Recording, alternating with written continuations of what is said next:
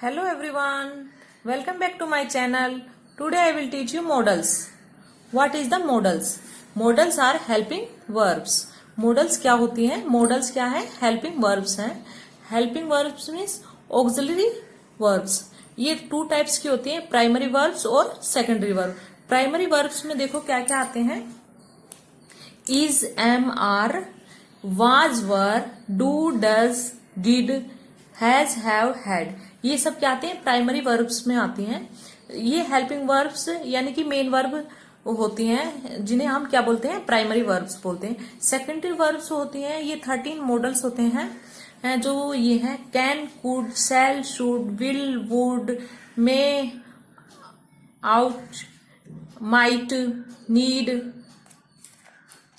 Used, must, dare. ये सब क्या होते हैं? 13 मॉडल्स होते हैं. अभी इनका यूज देखो हम कैसे करेंगे, वो इनका यूज बताती हूँ. वो use of modals. Modals are finite verbs. Modals क्या होती है? फाइनाइट वर्ब्स होती हैं.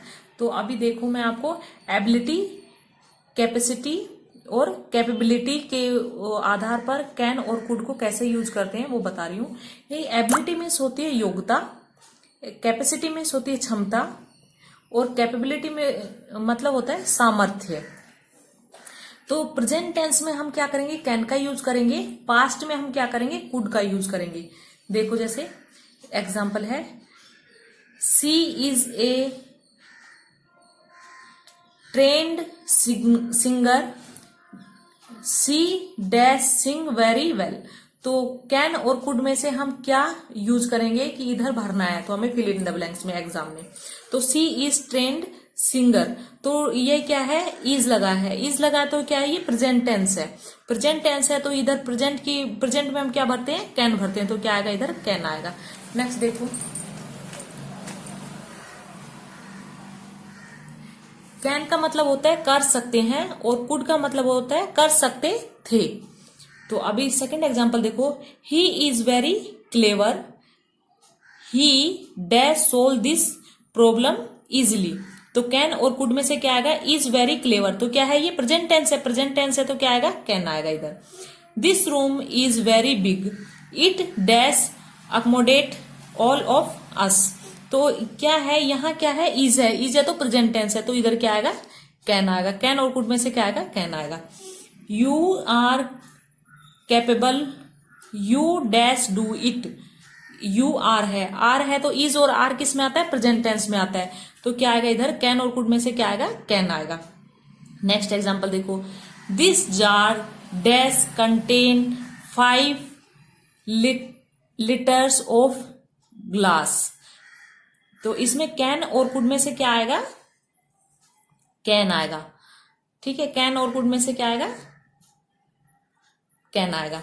नेक्स्ट देखो, ही dash run very fast when he was young.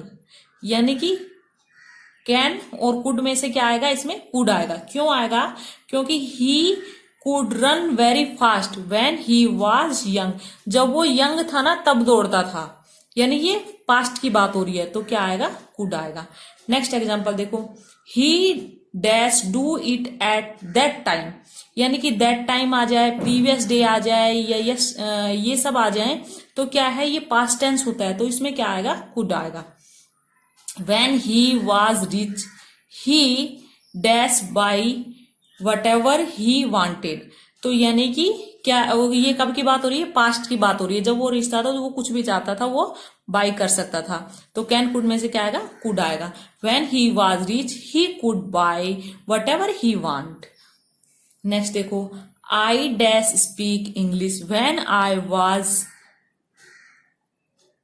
7 year old. तो ये क्या आएगा? इसमें कैन और कुड में से, यानी कि कुड आएगा. ये पहले की बात हो रही है. नेक्स्ट देखिए, नेक्स्ट अभी मैं आपको नेसेसिटी, कंपल्सन, ये सब क्या होता है, इनमें किसका यूज होगा वो देखिए.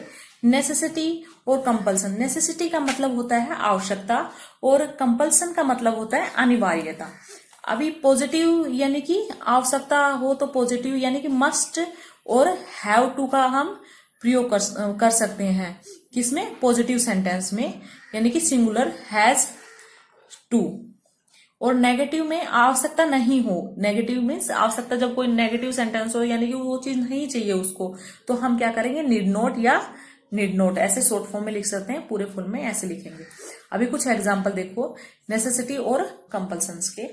We dash eat to live, यानी कि हमें जीने के लिए हमें कुछ खाना बहुत जरूरी है, या तो ये क्या हो गई? नेसेसिटी हो गई। क्या किसका एग्जाम्पल है? ये नेसेसिटी का एग्जाम्पल है, पॉजिटिव सेंटेंस है। तो क्या आएगा? We must eat to live, या फिर हैव टू भी इसमें भर सकते हैं। We dash work to earn money, ये कैसा है? नेसेसिटी का सेंटेंस है, नेसेसिटी का सेंटेंस है तो क्या आएगा? मस्ट या हैव टू भी इसमें भर सकते हैं। नेक्स्ट देखो, student dash come to school in proper uniforms, तो student must have to come to school in proper uniform, यानी कि पॉजिटिव नेसेसिटी का सेंटेंस है ये।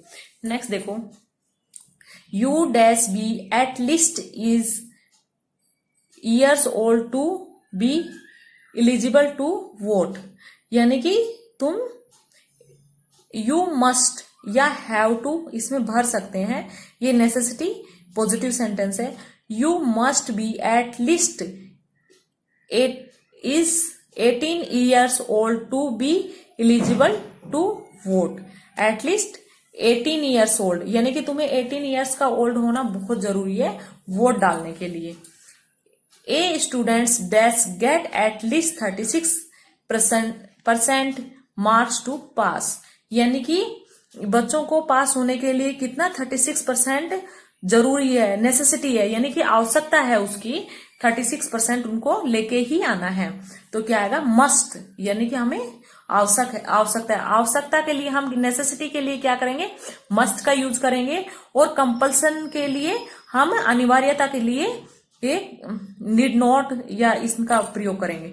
If you want to practise law you must have on LLB degree, यदि तुम hard work करोगे तो तुम्हें कंपलसरी किसका? LLB का डिग्री मिल जाएगा। नेक्स्ट देखो, we must get food and want to survive. Next कुछ एग्जांपल्स हो रहे हैं।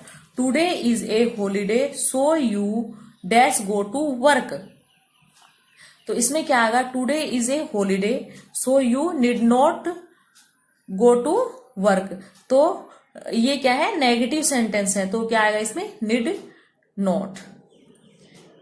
If is free you dash pay anything for it, यानी कि need not. It is free, you need not pay anything for it, यानी कि free है, इसके लिए तुम्हें कुछ पे करने की आवश्यकता नहीं है। You need not wash the dish they are clean, यानी कि तुम्हें इस डिश को क्लीन करने की आवश्यकता नहीं है, ये ऑलरेडी क्लीन है। You need not shout we can hear you, तुम शाउट मत करो, यानी कि ऊंची आवाज मत निकालो, हम तुम्हें सुन सकते हैं। Thank you.